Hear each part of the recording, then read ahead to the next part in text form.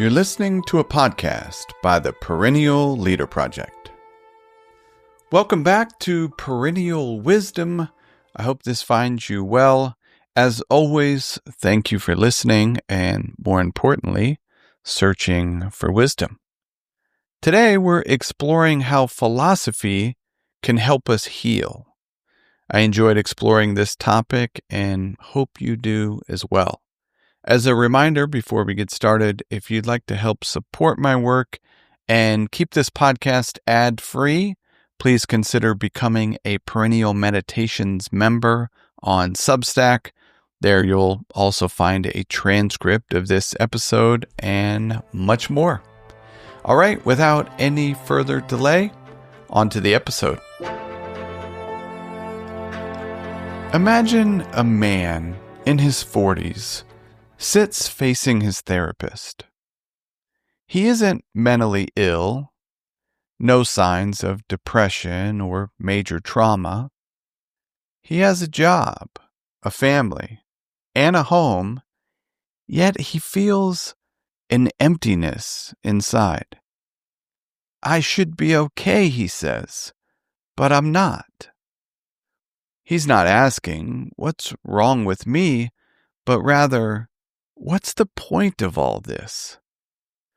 This question is more philosophical than psychological.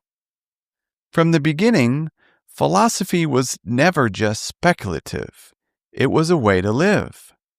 Socrates saw himself as a midwife to the soul. The Stoics and Epicureans created teachings not just for lectures, but for daily life. Today, Lou Marinoff, in Therapy for the Sane, suggests philosophy helps those facing moral confusion, spiritual disorientation, or existential fears, rather than clinical mental illness. This episode argues that philosophy offers therapy not by curing illness, but by giving a structure to understand suffering, foster inner freedom, and find meaning. Part 1. Philosophy and Suffering. Philosophy starts with wonder, but it often grows through suffering. Like a healer of the soul, the philosopher listens not only for symptoms, but also for discrepancies between thought and reality. Plato believed that an unexamined life leads to confusion and illusions. For the Stoics, suffering results from misjudging the nature of the world and our role within it. Epictetus famously said, "It is not things themselves that disturb us, but our judgments about them." What philosophy offers, then, is not just a diagnosis in the medical sense, but in the moral and metaphysical sense. Many people aren't necessarily mentally unwell, but they may feel lost, anxious, or spiritually malnourished. These feelings aren't disorders, they're more like philosophical dilemmas.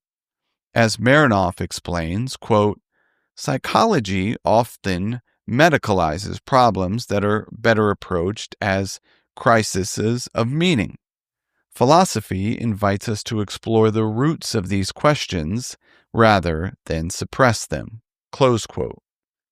Marinoff believes that philosophical counseling can help individuals find clarity and coherence. It's a dialogue that helps us become whole again, not by fixing us, but by aligning our values, priorities, and perspectives. The Buddhist tradition offers a similar framework. The Four Noble Truths begin by acknowledging that life involves dukkha, or unsatisfactoriness. The root cause isn't external circumstances, but instead craving. The good news is that the remedy lies within us, through internal change. What unites Stoicism, Buddhism, and Marinoff's modern philosophical counseling is the view that suffering often stems not from the world, but from misalignment between thought, emotion, and reality. Philosophy heals by encouraging right understanding, what Socrates called orthos logos. Philosophy differs from clinical therapy not by rejecting psychological tools, but by emphasizing deeper inquiry. While therapy may investigate emotional triggers, philosophy questions underlying assumptions. Why does someone feel shame about failure? Why is aging viewed as decline instead of growth? These aren't merely symptoms, they are the soul's quiet questions waiting to be answered. The philosopher's role is not to provide answers, but to guide questioning. This is why Marinoff describes philosophy as a dialogue that helps us become whole. Philosophy heals not by comforting us, but by awakening us to our own thinking. As Socrates put it, the unexamined life is not worth living, but perhaps more practically, an examined life can be a path to freedom. Part 2. Philosophy and Inner Freedom. No man is free who is not master of himself. Epictetus.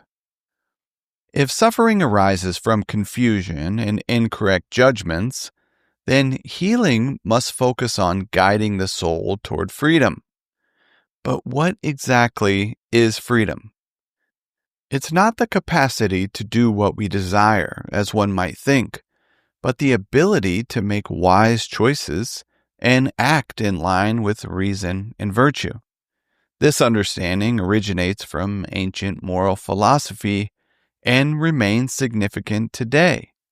For the Stoics, freedom meant apatheia, not to be confused with apathy, but rather mastery over destructive emotions. Similarly, in Christian monastic traditions, inner freedom was the fruit of spiritual discipline. As Evagrius Ponticus, a 4th century monk and early psychologist of the soul, observed, quote, "The mind cannot be free of disturbing thoughts unless it first becomes free of desires." Close quote. Philosophy educates the soul to identify its true good.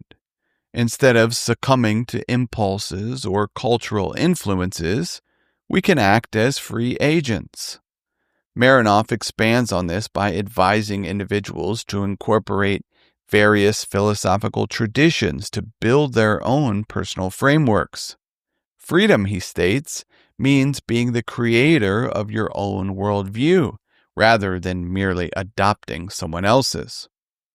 Modern psychology emphasizes emotional regulation, mindfulness, and reframing techniques, which are important.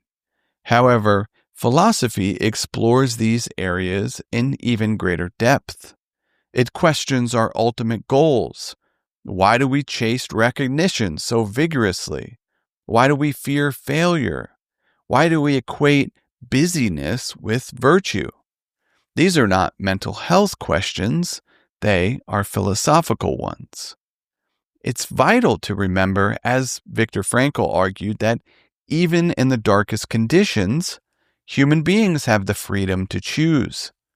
Everything can be taken from a man but one thing, he wrote in Man's Search for Meaning, the last of the human freedoms, to choose one's attitude in any given set of circumstances. This inner freedom has deep philosophical roots. Although philosophy is not a guide to easy or simplistic answers, it is an invitation to take responsibility for how we think and who we become. Part 3. Philosophy and the Quest for Meaning. If philosophy begins by diagnosing confusion and continues by cultivating freedom, it culminates in the quest for meaning. This is where it most clearly distinguishes itself from psychological therapy. Psychology may treat distress, but philosophy asks what it means. Marinoff writes, quote, "People today suffered not from mental illness, but from moral confusion. They have everything they want, and nothing they need. Close quote. Our culture excels at solving problems, but flounders when asked what's worth solving. We have unprecedented means, but uncertain ends. Theology offers enduring insight here. St. Augustine writes in Confessions, "You have made us for yourself, and our hearts are restless until they rest in you." St. John of the Cross describes the soul's dark night not as meaningless suffering, but as a transformative purification. The endurance of darkness, he writes, is preparation for great light. Existential philosophers echo this longing for significance. Camus, confronting absurdity, concludes, "The struggle itself towards the heights is enough to fill a man's heart. One must imagine Sisyphus happy." Yet even here, the yearning for meaning does not disappear. It is transformed. In such moments like midlife, grief, or ethical crisis, philosophy doesn't fix all our problems. It walks with us. It guides us back to the questions that make us human. It invites us to consider what kind of life is worthy of our suffering. As the Swiss psychiatrist Carl Jung noted, man is not destroyed by suffering, he is destroyed by suffering without meaning. Finally, philosophy acts as therapy not by eradicating pain, but by transforming it.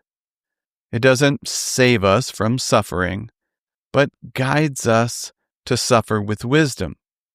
It helps us to think clearly, live more freely, and prioritize meaning over numbness.